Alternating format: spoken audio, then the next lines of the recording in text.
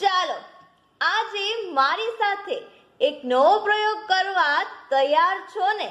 આજના પ્રયોગ માટે તમને છીંક આવી જરૂરી છે.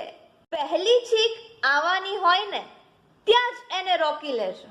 એવું કરશો ને એટલે થોડી વાર પછી બીજી છીંક આવશે, એને પણ તમે રોકી લેજો. અને પછી ત્રીજી છીંક આવશે, એને તમે ગમે એટલું રોકવાની કોશિશ કરશો છતાંય એ નહીં રોકી શકો, અને એ જોરથી અને જોરદાર અવાજ સાથે આવશે. પણ એવું કેમ? કારણ કે એ આગળની બંને છીંકનો ઉમેરો થઈને આવી છે એટલા માટે. એવું જ કંઈક આપણા જીવનનું પણ છે.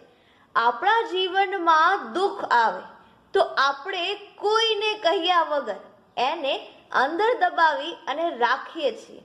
થોડા સમય પછી બીજું દુઃખ આવે, એને પણ કોઈને કહ્યા વગર અંદર દબાવીને રાખીએ છીએ.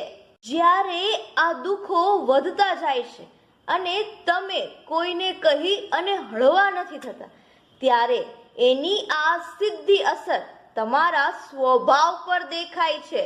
જેમ ત્રીજી છીંક જોરદાર અવાજ સાથે આવીને, એમ જ તમારા સ્વભાવમાં પણ ચીડચીડિયાપણું, ગુસ્સો અને ગેરવર્તન એ તમારી મનની અંદર ચાલેલા ગળમથલના પ્રતિબિંબો છે, જે અમુક અંશે તમે પણ સમજી શકતા હશો.